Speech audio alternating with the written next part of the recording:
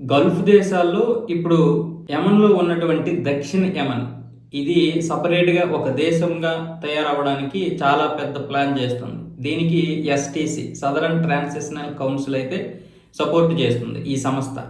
ఈ సంస్థ వేర్పాటువాద సంస్థ. ఇది ఒక ఉగ్రవాద సంస్థతో కూడా సమానమన్న విధంగా ఇప్పుడు సౌదీ అరేబియా మొదటి నుంచి కూడా వ్యతిరేకత వ్యక్తం చేస్తుంది ఈ సంస్థ మీద. దీనికి యుఏఈ మాత్రం సపోర్ట్ చేస్తుంది ఈ సంస్థకి. అందులో భాగంగానే యమన్లో ఉన్నటువంటి ఈ సంస్థ కోసం యుఏఈ ఒక పెద్ద నౌకలో ఆయుధాలు సరఫరా చేస్తుంది. ఈ విషయాన్ని సౌదీ అరేబియాకి చెందినటువంటి ఇంటెలిజెన్సీ గుర్తించి వాళ్ళ యొక్క వైమానిక దాడులు చేయడం జరిగింది. యుఏఈలోని జైఫురా వాడరేవు నుంచి యమన్కి చెందినటువంటి ముకుల్లా వాడరేవుకు చేరుకునే లేపే ఈ యొక్క పడవ మీద సౌదీ అరేబియా వైమానిక దాడి చేసి ఆ పడవను పూర్తిగా ముంచేసింది.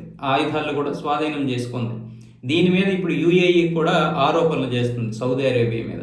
మేము ఎవరికి సపోర్ట్ చేయడం లేదు, ఆయుధాలు కూడా ఎవరికి సరఫరా చేయడం లేదు, ఇదంతా కూడా సౌదీ అరేబియా కుట్ర అని చెప్తుంది. కానీ సౌదీ అరేబియా ఆధారాలతో సహా చూపిస్తుంది. ఇప్పుడు ఈ విషయంలో మాత్రం ఈ రెండు దేశాలకి పడడం లేదు. అయితే యమన్లో మాత్రం దక్షిణ యమన్కి సపరేట్ దేశం కావాలనేది చాలా మంది అభిప్రాయం వ్యక్తం చేస్తున్నారు. కొంతమంది లోపాయికారికంగా కూడా దీనికి సపోర్ట్ చేస్తున్నారు. ఎస్టీసీకి సపోర్ట్ చేస్తున్నారు, యుఏఈకి సపోర్ట్ చేస్తున్నారు. అయితే యుఏఈ మీద విపరీతమైనటువంటి ఒత్తిడి ఉంది. ఎస్టీసీకి చెందినటువంటి నాయకులందరూ కూడా యుఏఈకి చెందినటువంటి నాయకులందరి మీద ఒత్తిడి తీసుకొస్తున్నారు, బెదిరిస్తున్నారు. ఆ విషయంలోనే ఇప్పుడు యుఏఈ కూడా వాళ్ళకి సపోర్ట్ చేస్తుందనే ఉద్దేశంతో సౌదీ అరేబియా కూడా వీళ్ళ మీద నిఘా పెట్టింది. ఒకవేళ అక్కడ సపరేట్ గా దేశంగా తయారైతే యెమెన్ మళ్ళీ ఇక్కడ ఉగ్రవాదులు ఎక్కువైపోతారు, ఉగ్ర సంస్థలు ఎక్కువైపోతాయి అనే విధంగా సౌదీ ఆరోపిస్తుంది. ఇక్కడ చూడండి, సౌదీ అరేబియా చుట్టుపక్కల కానీ సౌదీ అరేబియాకి కానీ ఉగ్రవాదులు ఉండకూడదు. కానీ అది పాకిస్తాన్లో ఉన్నటువంటి ఉగ్రవాదులకి,